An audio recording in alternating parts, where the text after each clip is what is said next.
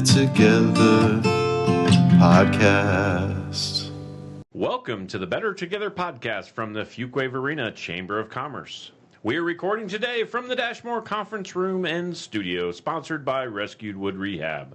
The Better Together podcast highlights local businesses each week as the Fuquay Arena Chamber of Commerce continues to promote an amazing business community. I am Marty Woodward from Rescued Wood Rehab, and I am joined by my fabulous co-host, the one, the only, not too much under the weather, Brad Marshall from Greater Culture CrossFit here in Fuquay Arena. Brad, you made it through snowpocalypse, icepocalypse, and now you got this little... Yeah, survived all of that. It wasn't maybe as bad as we thought, but now I have a sultry voice for everybody. Well, that's what you bring it for the podcast. Yeah, exactly. Yeah. You make those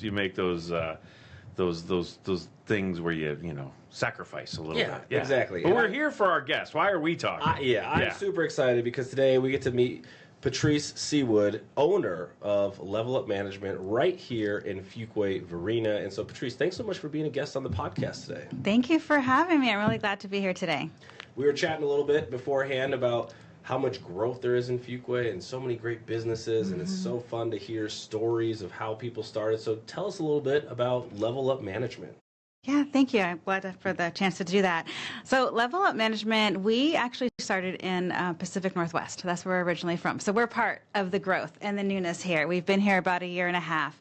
And Level Up Management was started about 5 years ago, and specifically for HR business consulting, operations, strategic planning, all that fun stuff that no one loves to do. But we do that as well as workforce development and workforce training.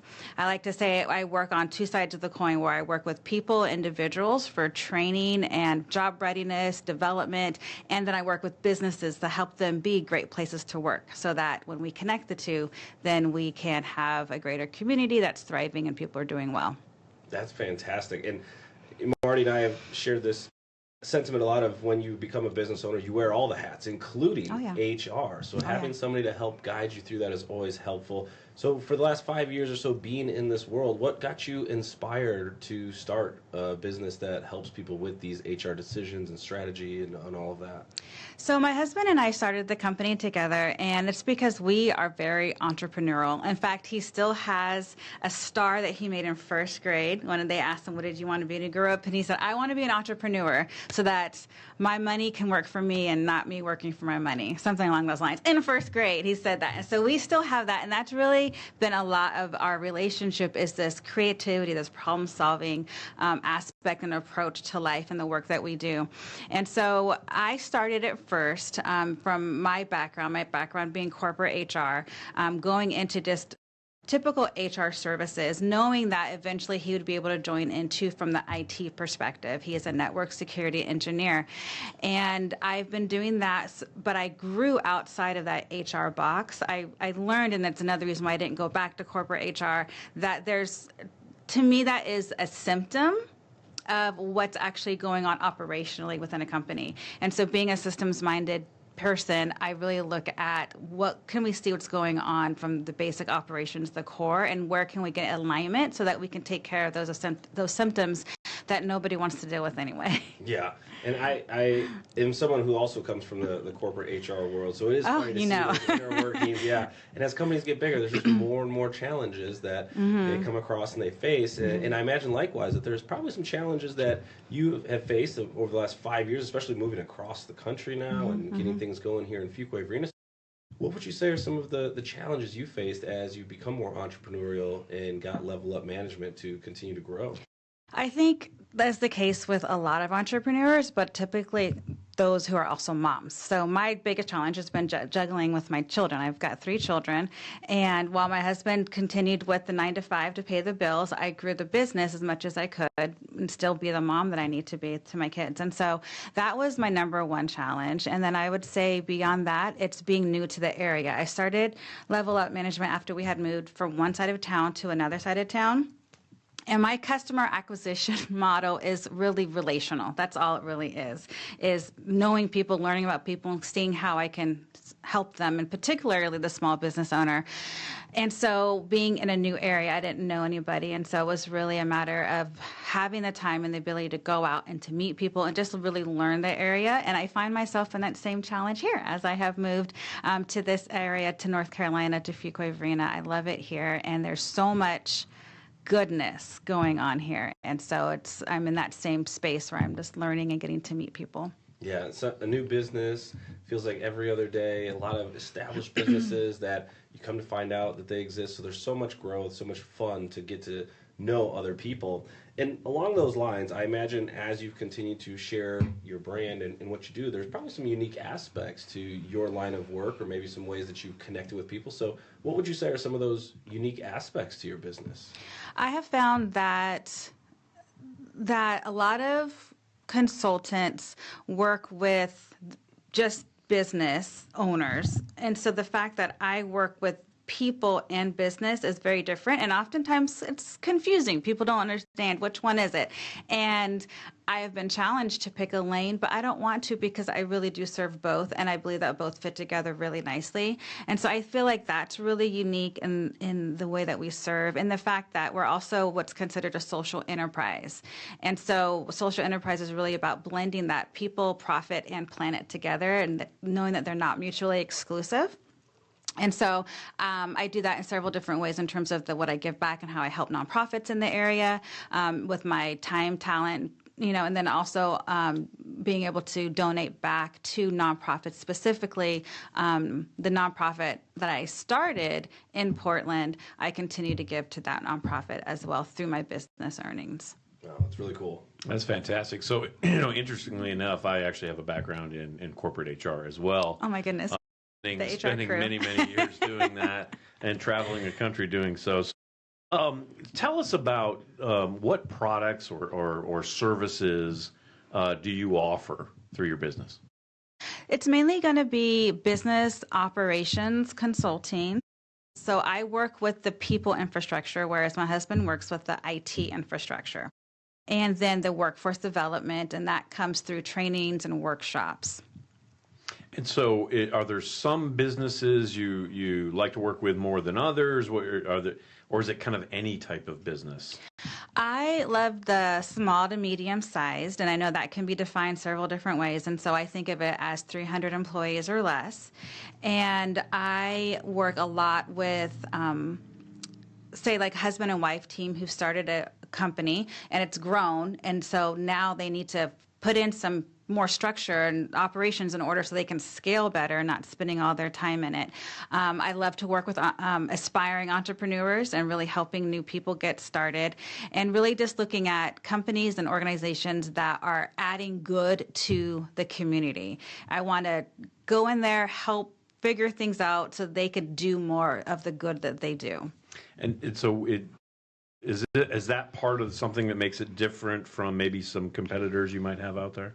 I would say so. I don't work with corporate clients, and because I put so much of myself into what I do have to really be able to align with kind of the end goal. So I know that there's a lot of businesses out there, and it's no judgment or shame whatsoever, but their whole goal is to make profit. That's great. They can do that. But I have to find some connection to the community. So whether I'm working with a nonprofit that helps workforce development, or I'm working with a client and they do rehabilitation services for children, like something that I can connect my heart to. That's awesome. So and Henry Ford actually said that a business that's just about making money is not much of a business. And he did pretty well, I think, overall. So kind of tell us about some of those community initiatives and programs that you give back to, or that you want to support. Absolutely. One of the main things that I do is it's a job readiness program, and as I call it Thrive In, and it's an 18-hour cohort-based program where I take people it's probably cohorts no more than 10 to 12. I like to keep it small. And we go through everything from strength assessments to networking, public speaking, and then, of course, we do the typical job interviewing and resume writing. And then we even go into conflict management and budget management, time management. And so to really kind of cover the whole spectrum of someone just getting started, needing to get back into the workforce, someone who's been out for whatever reason, and really supporting and giving them and equipping them with what they need in order to get gainful, meaningful employment for themselves again. So those classes, I typically start off doing those for free. And then what I've been able to do, at least in Portland, we'll see what the model looks like here. It might be a little bit different. I then end up partnering with nonprofit organizations who already have funding for workforce development, and then we are able to run the program. Essentially, they'll outsource their workforce development to me. And so I do a lot of that. I do a lot of working with, like I said, aspiring entrepreneurs who are just getting started, who don't have funding, but I love working with them. I love seeing the light in their eyes as they figure things out and what they're going to do. And so I do a lot of that as well. And then I also work with, I'll work with people who are looking at like a career transition and are trying to figure out what to do next. And so I spend time doing that as well. Yeah, I love to hear that, especially knowing that there's skill sets that people can learn, develop, and then put into practice to find meaningful and relevant work for them, regardless of what the industry might be. And finding a place to get some of that skill developed is fantastic. And you mentioned your love for entrepreneurship and guiding and helping them. What are some of the big themes or some of the best advice that you would say you try and impress upon young entrepreneurs who are maybe just starting off in their business or maybe just got up and going and are trying to figure things out? So one of the things I tell them a lot is, in so many words, to create what was created in you. I don't believe work is this horrible thing that we have to do in order just to live. I believe that we were created with an ability to work and to work in a certain way. And so I really work with people to find out what that is. It's almost kind of like a treasure hunt. I try to dig and find, what are you naturally gifted in? What do you do that you don't even have to get paid to do it? It just lights you up. And then how can we put a business structure around that so that you're actually walking in that what was initially put in you? And so when I work with people, we'll look at what are your skills, what's your experience, and then what's your passions, and we look at where do those three overlap, and we try to find a market for it. It reminds me of, I believe it's the Japanese principle of Ikigai, which is kind of like figuring out what do people want, what am I good at, and then what am I passionate about, and like how do we blend all of those things together, which is exactly what you highlighted. And I think that's really important for entrepreneurs to continue to keep their focus on too. Is like, you might start a business, like I just want to be successful, but it's like you got to define success. What does that look like for you? What does a day in the life of a successful entrepreneur look like? And it sounds like you helping them find that is some fantastic advice for them. Yes, the defining success is huge because I also teach. I'm also a college professor, adjunct professor, and when I'm working with the students, their definition of success is I want to make all this money. Okay, well, let's really break that down and see what that means for you. These are the jobs. This is what you have to do to make all that money. Is this going to coincide with the type of life that you want to live? And like, what type of legacy do you want to leave? And so defining success is often the number one step. Yeah, and I think that's a great place to start for all entrepreneurs. And so I imagine that you've learned some lessons as an entrepreneur yourself. It's one thing to teach others. It's another to get into it and test it out for yourself. So what would you say are some of the lessons that you've learned being an entrepreneur and continuing to grow and build level up management? The first one would be when people tell you it's hard, they're not kidding. It's hard. And I know you guys know it too. It's great to have the control over your work, but it's also hard to have the control over your work. And there are many times where I'm like, let me just look on real quick to see if I can find a regular 9 to 5 because I can't do this anymore. That consistency, it can be comforting. And so living in that inconsistency is hard, and it's a challenge day in and day out. So that's definitely what I've learned. It looks so easy from the outside until you're in it. And then it would also be about the control and that idea, that illusion of control in terms of even as an entrepreneur, you have more say over what happens to you, but you still can't control it all, right? So there's no matter what, whether you're working in a corporation or you're an entrepreneur working for yourself, you have to release that illusion of control. Yeah. And what I've found to be helpful is when you've built relationships with other entrepreneurs, you can share in some of that challenge and vent with each other. You know, all of us have those friends who we send the reels to. We traded in the 9 to 5 for a 24/7 with constant ebbs and flows. And what does that look like? And no benefits. Yeah, no benefits, right? So like, why would you do that? But that's part of the journey, like you said. And so I imagine as someone who's now moved to the area, get your footing here, there's probably some exciting things you have, whether it's events or projects or goals that you maybe have for this upcoming year. Anything that comes to mind for you of things that you're aspiring to or excited about for this year? Yeah, I'm really looking forward to the rest of this year. So my 2025 was really about getting my feet on the ground and really, getting my family situated in schools, getting myself situated from West Coast to East Coast. And so really this year, I really do look to be able to do more things like this, more of the chamber events, more connecting, more getting to know and learning what's already here, because a part of what I do is also building ecosystems in terms of just making sure that everyone is connected. And that's why I love what you guys are doing here. And so, but I don't know how to connect anyone if I don't know anyone. And so I want to just kind of go, like I said, go on this treasure hunt and just see what goodness is already here. I already do have some plans lined up with Pine Acres to do some Thrive-In job readiness classes there. We're just working on getting those scheduled. And so that will be the big thing that in terms of really getting started here, will be getting those classes up and running. That's awesome. So you're kind of on an exploration right now, right? Yes, you're kind of learning a new place, and Fuquay Arena is, well, it's a bit of a treasure hunt out there. It is. So have you found some favorite places? Absolutely. Share some of those with us. So my favorite place right now to go to and to meet people is the Restored Mission. Coffee and gifts. And you probably know why I love that place. Well, first of all, the coffee is great. The pastries are amazing. But also it's the mission. It's what they do. So they do exactly what I love to do in terms of the workforce development. And it's the social enterprise that connected with their nonprofit, Hand of Hope. So I love everything about that place. And then I would have to, the second one would also be the Guardian Angel Thrift for similar reasons, right? So I really try to align myself with places that are operating in the same values that I operate in, and I have found those two places to be wonderful. That's really cool. Yeah, and Guardian Angels are my neighbor, and they're just really fun to work with, and what a great team of folks. They're just really cool to work with. So, thinking about, you've been on this journey, opening a business and getting that going. What was the best piece of business advice that you ever received? So from a real practical perspective, it would be actually from my husband, and that is, don't spend it until you have it. That's very practical. Very practical. Especially in the consultant world and probably in a lot of other worlds where you can have the verbal agreement, you could even have the contract sent, but until the money's in the bank, you don't know that you have it. And so I've really had to learn that lesson.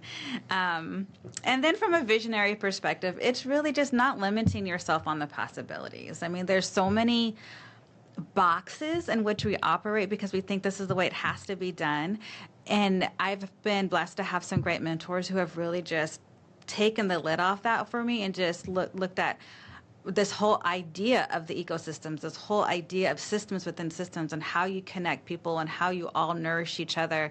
And that is just the idea of the possibilities just keeps me daydreaming a lot of the times. I'm just putting it all together in my mind and trying to figure out how it all works together.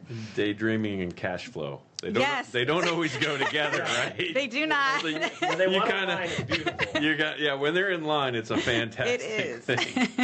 I love that because I think we've all dealt with that in our businesses. Absolutely. Going, gotta pay the rent. You gotta pay the bills, but I really want to go do this. Is there one surprising fact about your business that you would share with us?